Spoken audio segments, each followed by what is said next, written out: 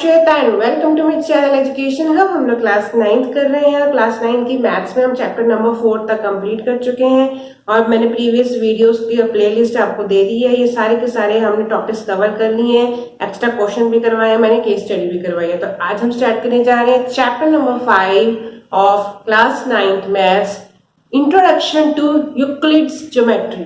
Chapter name क्या है? Introduction to Euclid's geometry. अब यूक्लिड ज्योमेट्री, अब इंट्रोडक्शन क्या मतलब है इसका? यूक्लिड कौन था? अब देख के समझ में आ रहा है कि ये यूक्लिड किसी पर्सन का नाम है और ज्योमेट्री के बारे में उसने कुछ ना कुछ डिस्कवर किया होगा। अब आप लोगों को पता है ज्योमेट्री का मतलब होता क्या है? सबसे पहले तो हम यही समझते हैं कि ज्योमेट्री का मतलब होता क्या है। ज्योमेट्री किन दो वर्ड, ज्योमेट्री जो है हमारा दो वर्ड्स को मिलाकर बनता है। पहला क्या हो गया? जियो और दूसरा क्या हो गया? मेट्री। तो ये दो वर्ड्स को मिला के हमारा बनता है जियोमेट्री। जियो का मतलब क्या हो गया? ज्योग्राफी आप लोग पढ़ते हो ना, हमारी जो अर्थ है वो क्या हो गया हमारा? ये अर्थ हो गया, अर्थ का मीनिंग। और यहाँ पर क्या है? To major. मेजर मतलब पता ही आपको, मेजरमेंट करना, नापना। मतलब कि ज्योमेट्री का मतलब क्या होगा? अर्थ का मेजरमेंट। अब अर्थ में कोई एरिया किसी तरीके का है, कोई लैंड है, कोई पर्वत है, कोई पहाड़ है, कुछ भी है, जिस चीज का हमको मेजरमेंट करना है, रोड है, ट्रेन बनाते हैं, हम कुछ भी बनाते हैं, हमको हर चीज की मेजरमेंट की जरूरत होती है। तो लैंड की मेजरमेंट करने के लिए ये जो पुराने जमाने में जो लोग थे, पुराने जमाने के जो मैथमेटिशियंस थे, उनको भी जरूरत पड़ती थी हम मेजरमेंट करने की। तो उन्होंने मेजरमेंट करने के लिए कुछ चीजें ढूंढी, कुछ चीजें इजाद की। एरिया हो गया, लैंड पेरीमीटर हो गया, शेप्स हो गई, इन सब चीजों को उन्होंने ढूंढा उन लोगों ने। तो ये शेप्स वगैरह को ही हम लोगों ने फिर उन्होंने नाम क्या दिया इसको? जियोमेट्री। तो जियोमेट्री में अब इनकी हिस्ट्री थोड़ी सी देख लेते हैं। यूक्लिड से पहले भी कुछ मैथमेटिशियंस आए जिन्होंने ज्योमेट्री के बारे में काफी सर्चेस किए और अपनी थ्योरी लिखी उन्होंने। तो उसमें से सबसे पहले एक हमारे कौन से थे? थेल्स, जो आपको अभी यहाँ पर आपकी बुक में बताया गया है। थेल्स ने मैथमेटिशियन थे, उन्होंने कुछ इन्वेंशन की, शेप्स के बारे में लिखा, कुछ पॉइंट्स के बारे में, लाइन क्या होता है, जो शेप्स होती हैं उनके बारे में लिखा और कैसे इनकी मेजरमेंट करते हैं। जो भी उन्होंने सर्च की उसके बारे में उन्होंने अपना मेजरमेंट को लिखा, बुक में लिखा, जिससे आगे के लोग उसको समझ सके। उसके बाद कौन आए? थेल्स के बाद हमारे पास आए पाइथागोरस। पाइथागोरस, अब आप लोग कहोगे ये तो नाम सुना हुआ पाइथागोरस। पाइथागोरस थ्योरम तो आप लोगों ने पढ़ी है, सबने पढ़ी, आपको याद भी होगी अच्छे से। पाइथागोरस थ्योरम बहुत यूज करते हैं हम लोग। तो ये पाइथागोरस थ्योरम नाम कैसे पड़ा?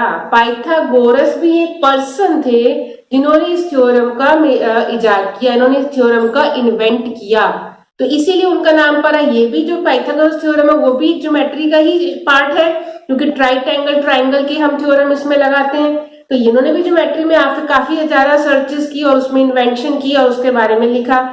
इनके बाद एक और आए हमारे यूक्लिड। इसके बाद कौन आए हमारे? यूक्लिड। यूक्लिड ने क्या किया? यूक्लिड की तो कोई थ्योरम है नहीं, कोई हमने आगे पढ़ा नहीं है। यूक्लिड ने अपनी सर्च की, उसने क्या किया? उसने इन दोनों का जो भी थ्योरी थी, इन्होंने जो भी इन्वेंट किया था उसका समअप किया, उसको उसने सारा इकट्ठा किया। इकट्ठा करके, अब ये तो है नहीं कि उसने इकट्ठा करके एक जगह पे लिख दिया तो वो हो गया यूक्लिड का। उसने अपना भी थोड़ा दिमाग लगाया, उसने अपना भी थोड़ी बहुत सर्चेस वगैरह की। उसके बाद उसने इन दोनों सर्चेस को मिलाकर अपनी एक अलग से थ्योरी बनाई। उस थ्योरी को उसने बुक्स में लिखा और उन बुक्स में जो था वो ये उसने इस तरीके से डेफिनेशंस बना के वहां पर लिखा। तो उसने एलिमेंट्स बनाए, उसने एलिमेंट्स सर्च किए। उसने क्या किया? उसने 13 एलिमेंट्स ऐसे बनाए, 13 एलिमेंट्स उसने 13 एलिमेंट्स बनाए, अलग अलग बुक्स बनाई, मतलब अलग अलग बुक्स में उसने इन सब के बारे में मेजरमेंट, इन सब चीजों को सर्च जो किया उसके बारे में लिखा। ये थी हमारी यूक्लिड की शॉर्ट सी हिस्ट्री। यूक्लिड को क्या थी, यूक्लिड ने क्या किया। अब हम इस चैप्टर में यूक्लिड की इंट्रोडक्शन में सिर्फ पढ़ेंगे, कुछ उसकी डेफिनेशंस पढ़ेंगे। इस चैप्टर में आपको ज्यादातर लर्निंग का ही काम है। इन डेफिनेशंस को मैं आपको समझा रही हूँ, बहुत सिंपल डेफिनेशंस है, इसको आपने सिर्फ लर्न करना है। और इससे रिलेटेड कोई क्वेश्चन पूछा जा सकता है। इसके अलावा इनके अलावा आप इसकी चैप्टर में हमने एक्सियम और पोस्टुलेट्स के बारे में पढ़ेंगे। बस इन चीजों को समझना है और उससे रिलेटेड एक या दो क्वेश्चन आपको एग्जाम में पूछ लिए जाते हैं। तो हम इनको स्टार्ट करते हैं। सबसे पहले हम इनको स्टार्ट करते हैं। इतना सा मैं बोर्ड पहले क्लीन कर लेती हूँ, फिर हम जो डेफिनेशंस है यूक्लिड्स की इसके बारे में देखते हैं, इसने क्या डेफिनेशन बनाई। फिर हम आगे सीखेंगे कि एक्सियम और पोस्टुलेट्स क्या है जो इसने हमारे लिए बनाए, इनका मतलब क्या होता है। तो स्टार्ट करते हैं definitions. A point is that which has no part. अब एक पॉइंट क्या है जिसका कोई पार्ट नहीं होता। अब मेरे पास एक मार्कर है, इसके पार्ट्स हैं, ये इसका बैक साइड होगी, ये इसका फ्रंट हो गया, ये इसका सॉरी हाँ ये अपोजिट, ये फ्रंट पार्ट हो गया, ये अपोजिट पार्ट हो गया। मतलब अलग अलग इसके पार्ट्स हम बता सकते हैं ना मार्कर के। पर अगर यहाँ पर एक सिंपल पॉइंट बना हुआ है, एक पॉइंट बना हुआ है यहाँ पर पॉइंट, तो क्या पॉइंट के कोई पार्ट है? कोई पार्ट नहीं होते। तो ये डेफिनेशन बिल्कुल सही है, उसने ये डेफिनेशन बनाई कि पॉइंट जो है इसका कोई पार्ट नहीं होता है। अब आप कहोगे मैडम ये तो पढ़ के लग रहा है, ये तो हमें भी पता है, इसमें कौन सी नई बात है। बेटा हम लोग ये सब चीजें पढ़ चुके हैं, इसलिए हमको लगता है कि हमें ये सब चीजें पता है। आप लोगों ने 7th क्लास में 6th क्लास में सब चीजों के बारे में पढ़ा हुआ है, इसलिए आपको लगता है इसमें कौन सी नई बात है। पर किसी ना किसी ने तो इसका इन्वेंशन किया ही है ना, किसी ना किसी ने तो ये चीज लिखी है ना कि पॉइंट का मतलब क्या होता है, लाइन का मतलब क्या होता है, लाइन सेगमेंट का मतलब क्या होता है। तो इसीलिए ये जो हिस्ट्री इनके पुराने, जब इन्होंने ये सर्च किया, जब उन्होंने इन सबको निकाला, डेफिनेशन लिखी, डिफाइन किया, ये उस टाइम की बात के पॉइंट्स हमें बताए गए हैं। तो फिर पहला पॉइंट समझ में आ गया कि एक पॉइंट के कोई पार्ट नहीं होते। क्लियर हो गया। नेक्स्ट क्या है? A line is breathless length. अब लाइन, हमने एक लाइन खींची, ब्रेथलेस लेंथ। ब्रेथ मतलब क्या होता है? एक होती है लेंथ, एक लेंथ होती है, एक ब्रेथ होती है। अब ये लाइन है, यहाँ पर इसकी कोई, अगर हम ऐसे खींचेंगे तो इसकी ब्रेथ बन जाएगी, पर अगर एक लाइन है, अगर सिंपल एक लाइन ही है, ये लाइन आगे जा रही है, तो इसकी ब्रेथ तो नहीं है ना, ब्रेथलेस होती है। मतलब कि एक लाइन अगर हम सीधी खींच रहे हैं तो वो ब्रेथलेस है, उसमें ब्रेथ कहीं नहीं होगी, वो सिंपल स्ट्रेट एक लेंथ होगी, लाइन होगी। ये स्टेटमेंट भी सही है। एक लाइन इज ब्रेथलेस लेंथ, जिस ब्रेथलेस वाले से ब्रेथ नहीं होती वह तो उसको लेंथ बोलते हैं। क्लियर हो गया। थर्ड पॉइंट क्या है? The ends of a line are points. ये हमने पढ़ा हुआ है, किसने पढ़ा है इसको? हम क्या बोलते हैं? आप लोगों ने पढ़ा था लाइन सेगमेंट। लाइन सेगमेंट क्या होता था? दो एंड पॉइंट्स होते थे और बीच में लाइन होती थी जिनके एंड पॉइंट्स होते हैं। तो यही यहाँ पे लिखा है, the ends of a line are points. अगर पॉइंट, लाइन एंड हो गई है, खत्म हो गई है, एरो मतलब लाइन हम आगे बढ़ा सकते हैं। लाइन अगर खत्म हो गई है 2 पॉइंट्स पे, तो वो 2 पॉइंट्स के बीच में वो उसको 2 पॉइंट्स कहा जाएगा। The ends of a line, line जहां खत्म होती है, एंड्स पॉइंट होते हैं, उनको पॉइंट्स बोलते हैं। बस वही लिखा, लाइन आर पॉइंट्स। तो ये स्टेटमेंट भी सही हो गई। तो ये सारी स्टेटमेंट्स वही जनरल स्टेटमेंट्स है जो हमको पता है, तो हम फर्स्ट जस्ट डिस्कस कर रहे हैं और हम इन चीज को सिर्फ आप लोगों को इसको लर्न करना है। कोई ना कोई डेफिनेशन आपको वहां पर पूछी जा सकती है इससे रिलेटेड। फोर्थ पॉइंट पढ़ लेते हैं। Straight line is a line which lies evenly with the points on itself. अब एक स्ट्रेट लाइन क्या है? Is a line which lies evenly with the points on itself. अब अगर हम बहुत सारे पॉइंट्स हैं, इन बहुत सारे पॉइंट्स हैं, इन सारे पॉइंट्स को अगर हम बहुत पास ऐसे ऐसे करके अगर पॉइंट्स बना देते हैं, तो ये क्या है? अगर ये सारे पॉइंट्स आपस में बहुत ही ज्यादा हम क्लोजली बनाएंगे तो ये एक लाइन बन जाएगी। तो लाइन मतलब क्या है? जैसे हम लोग पढ़ते हैं मॉलिक्यूल्स के बारे में, छोटे छोटे ब्रिक एक एटम, छोटी चीजें, उससे मिलकर बड़ी एक चीज बनती है।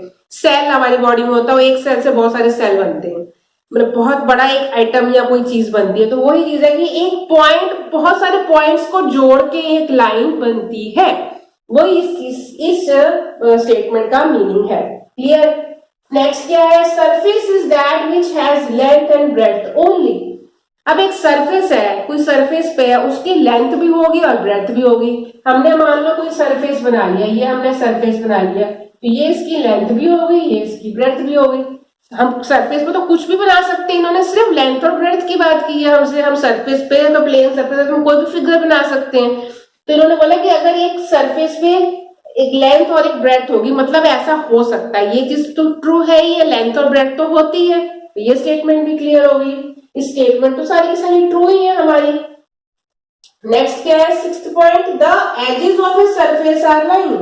अब एजेस क्या होती हैं, यहां से लेके यहां तक ये जो हमारे लाइनें जोड़ी हुई हैं, ये अगर हम इसका क्यूब या क्यूबाइड बनाते हैं तो ये इसके किनारे होते हैं ना, एजेस मतलब इनके किनारे। तो ये क्या होती है, ये भी तो एक स्ट्रेट लाइन ही है, ये भी तो एक स्ट्रेट लाइन ही है, वही लिखा है यहाँ पे। The edges of a surface are lines, lines से ही वो सरफेस का वो एजेस बनती हैं। ये भी हो गया हमारा clear.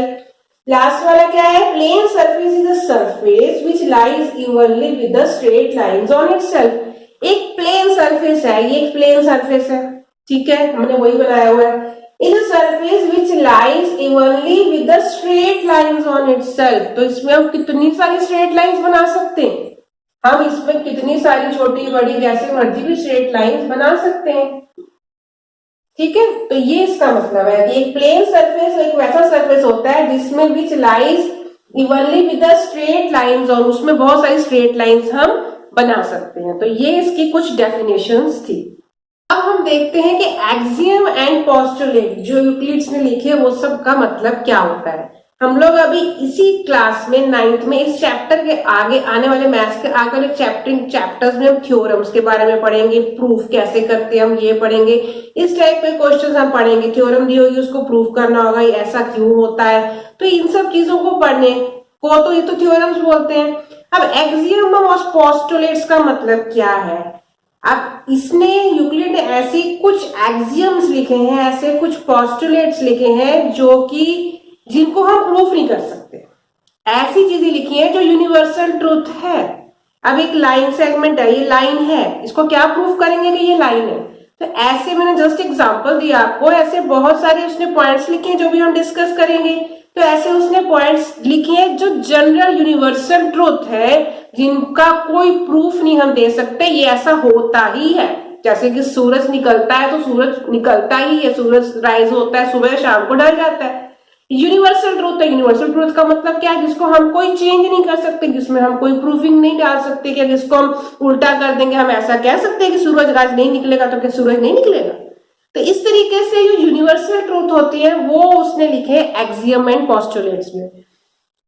Euclid assume certain properties, उसने कुछ प्रॉपर्टीज सर्टेन एज्यूम की which were not to be proved as these were universal truth, जो मैंने अभी आपको समझाया। ऐसी उसने कुछ प्रॉपर्टीज यूज की, लिखी, जो कि यूनिवर्सल ट्रूथ है, जिसका हम कोई प्रूफिंग नहीं कर सकते। अब उसने उसको दो पार्ट में डिवाइड किया, एक हो गए हमारे पोस्टुलेट्स और दूसरे हो गए हमारे एक्सियम्स। दोनों में ही यूनिवर्सल ट्रूथ लिखी है, दोनों स्टेटमेंट्स यूनिवर्सल ट्रूथ है। तो आप कहोगे मैडम फिर दोनों में डिफरेंस किस बात का है। अभी हमने स्टार्ट किया था ज्योमेट्री के बारे में, हम पढ़ क्या रहे हैं, यूक्लिड्स की ज्योमेट्री का इंट्रोडक्शन पढ़ रहे हैं। तो ये ज्योमेट्री और दूसरी जो जनरल मैथ्स भी तो होती है ज्योमेट्री के अलावा भी तो हम बहुत सारी मैथ्स पढ़ते हैं जिसमें कैलकुलेशन वगैरह होती है। तो ये दोनों का डिफरेंस है। पोस्टुलेट्स वो है जो कि सिर्फ रिलेटेड है हमारे ज्योमेट्री से रिलेटेड। पोस्टुलेट्स में जो भी उसने पॉइंट डिस्कस किए हैं वो हमारे जियो अर्थ से रिलेटेड, शेप से रिलेटेड, इस टाइप के पोस्टुलेट्स है।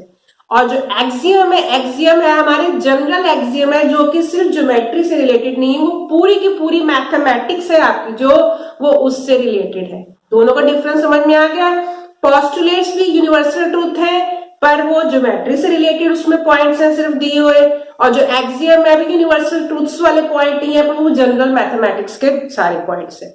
अब पोस्टुलेट का मतलब क्या होता है, पोस्टुलेट एक वर्ब होता है, पोस्टुलेट एक वर्ब होता है। मान लो आपका मतलब ये है कि आपने मान लो कोई सेंटेंस लिखा सॉरी, आपने कोई सेंटेंस लिखा, उसको आपको प्रूफ करके दिखाना है, या तो उसकी वैलिडिटी बतानी है कि या ये सही है कि गलत है। अगर आपने वो प्रूफ कर दिया वैलिड है तब तो ठीक है, अगर आप नहीं प्रूफ कर पाए तो फिर वो हमारा हो गया पोस्टुलेट। ऐसी चीज जिसको हम प्रूफ नहीं कर सकते। हो गया क्लियर, कोई डाउट, इसको पढ़ लेते हैं अब हम लोग। The term postulate was used for the assumption specific to geometry, जो सिर्फ ज्योमेट्री से रिलेटेड हम लोग वर्ड्स, सेंटेंस जिसमें स्टेटमेंट्स जो उसने लिखी हैं वो होती हैं। और जो एक्सियम्स होते हैं, term axiom was used throughout mathematics, पूरी मैथमेटिक्स में यूज होता है, not specifically linked to geometry, specifically geometry से लिंक नहीं है। इसका मतलब क्या हुआ कि जो पोस्टुलेट है वो हमारे एग्जाम के अंदर भी आते हैं, पर जो एक्सियम है वो पोस्टुलेट के अंदर नहीं आते। ये पूरी की पूरी मैथमेटिक्स में यूज किए जाते हैं एक्सियम। फिर ये सब तो यूनिवर्सल ट्रूथ है, इनमें हम कोई चेंज नहीं कर सकते, जो हो ही नहीं सकता चेंज। फिर आएंगी थ्योरम्स आगे जाके, जिसको हम प्रूफ भी कर सकते हैं। तो ये हो गया, आपको मेन जो पार्ट है वो समझ में आ गया, क्लियर हो गया कि पोस्टुलेट क्या होता है और एक्सियम क्या होता है। और सबसे इंपॉर्टेंट यही दोनों है इस यूक्लिड चैप्टर में, इनके हर एक पॉइंट को आपको अच्छे से याद करना होगा, फिर उससे रिलेटेड हम एक दो क्वेश्चंस भी करेंगे। तो आज की वीडियो थोड़ी सी लंबी हो गई है, तो आज की वीडियो में मैं यहीं पर यह खत्म करती हूँ। नेक्स्ट वीडियो में हम पोस्टुलेट और एक्सियम्स के बारे में पढ़ेंगे और उससे रिलेटेड जो एग्जाम्पल हमें दिए गए हैं उसके बारे में पढ़ेंगे। तो मिलते हैं नेक्स्ट वीडियो में, तब तक के लिए बाय।